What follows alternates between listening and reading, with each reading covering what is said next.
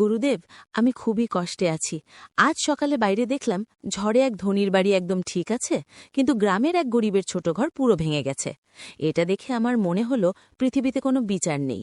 কেন ধনী নিরাপদ থাকে আর গরিব ক্ষতিগ্রস্ত? হ্যাঁ, আমি তোমার মনোভাব বুঝতে পারছি। প্রকৃতির এই অমীমাংসিত চেহারা অনেক সময় আমাদের মানবিক দৃষ্টিকোণ থেকে অযৌক্তিক মনে হয়, কিন্তু শ্রীমদ্ ভগবদ্গীতা আমাদের শেখায় সত্যিকারের বিচার কেবল মান্য মানুষ ও ধনসম্পদ দ্বারা নির্ধারিত হয় না। আমি বুঝছি না, তাহলে প্রকৃতিতে ধনী ও গরিবের মধ্যে যে পার্থক্য দেখছি সেটা কি? ধরো, গীতা বলছে সর্বভূতে সমদৃষ্টি, মানে সব জীবের প্রতি সমান দৃষ্টি। গীতা 6:32। প্রকৃতির মূল কাজ হল সমান বন্টন, তবে তোমরা যেটা দেখতে পাচ্ছ সেটা হলো এই ভৌত দুনিয়ার কার্যক্রম, যা কর্মফল বা কর্মের ফল দ্বারা ঘটে। ধনী লোকের বাড়ি ঝড়ে অক্ষত থাকে, তার মানে হল সে হয়তো বহু পূর্বের জীবনে সৎ কর্ম করেছে, সঠিকভাবে সম্পদ সঞ্চয় করেছে বা পরিপূর্ণ আধ্যাত্মিক যোগচর্চা করেছে।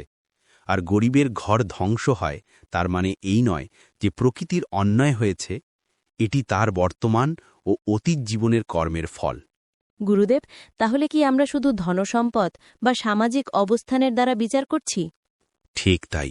মানুষ যখন শুধু বহিরাগত চেহারা দেখে বিচার করে, তখন অনেক ভুল হয়। গীতা বলছে, যে ব্যক্তি সমস্ত প্রকারের জীবের মধ্যে সমদৃষ্টি রাখে সে সত্যিকারের যোগী। অর্থাৎ প্রকৃত দৃষ্টিকোণ থেকে ধনী বা গরিবের বৈশিষ্ট্য শুধুমাত্র ভৌত দুনিয়ার সাময়িক প্রভাব। প্রকৃত বিচার হল কর্মফল এবং আত্মার উন্নতি।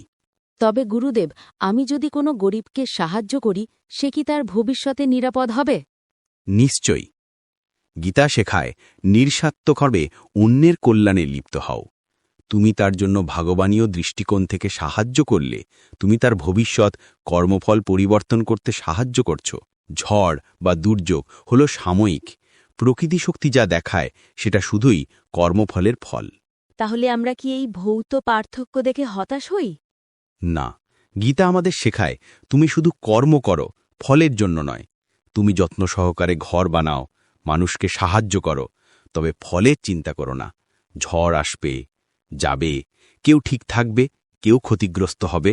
এটি মানুষের সীমিত বোধের বিচার।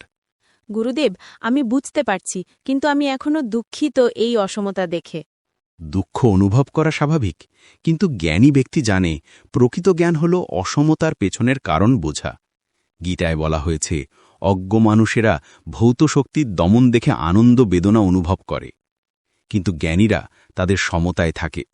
তুমি যদি বুঝতে পারো যে এই ধনীদের বা গরিবদের অবস্থান কেবল বাহ্যিক, তবে তুমি নিজের অন্তরে শান্তি অর্জন করবে। সমান দৃষ্টিতে সমস্ত জীবকে ভালোবাসো এবং যা সম্ভব তাই করো। তাহলে প্রকৃতির ন্যায় কি?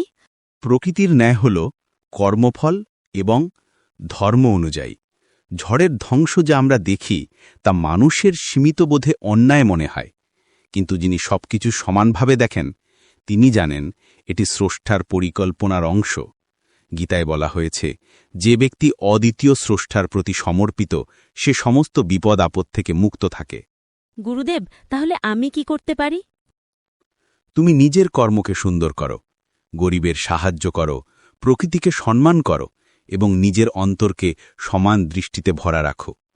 যখন তুমি নিজেকে এইভাবে তৈরি করো, তুমি প্রকৃতির ন্যায়কে বোঝো এবং ঝড়ঝঞ্ঝার মধ্যেও শান্ত থাকো। আমি বুঝতে পারছি, প্রকৃত ন্যায় মানে শুধুমাত্র সাময়িক ফল নয়, এটি সমগ্র আত্মার উন্নতির সাথে সম্পর্কিত। ঠিক তাই। তুমি আজকে এই পাঠটি শিখেছ যে ধনীর বাড়ি অক্ষত থাকে বা গরিবের ভেঙে যায় সেটি সাময়িক। প্রকৃত ন্যায় হল আত্মার উন্নতি, কর্মফল এবং ভগবানের ইচ্ছার সঠিক পরিপালন। ধন্যবাদ গুরুদেব, আমি আজ থেকে শুধু ফলের দিকে তাকাবো না, বরং কর্মের দিকে মন দিচ্ছি। হ্যাঁ মেয়েটি, তুমি যখন প্রকৃত ন্যায় বুঝবে এবং সমান দৃষ্টিতে সমস্ত জীবকে দেখবে, তখন তুমি প্রকৃত শান্তি এবং আনন্দকে অনুভব করবে। ঝড়ে ধনী বা গরিবের ঘর ভাঙা কেবল সাময়িক ভৌত ফল। প্রকৃত ন্যায় হল আত্মার উন্নতি, কর্মফল এবং স্রষ্টার ইচ্ছার পূর্ণতা। গীতা শেখায় সমস্ত জীবের প্রতি সমান দৃষ্টি রাখা এবং কর্মফলকে ব্যক্তিগতভাবে ভাবা নয়।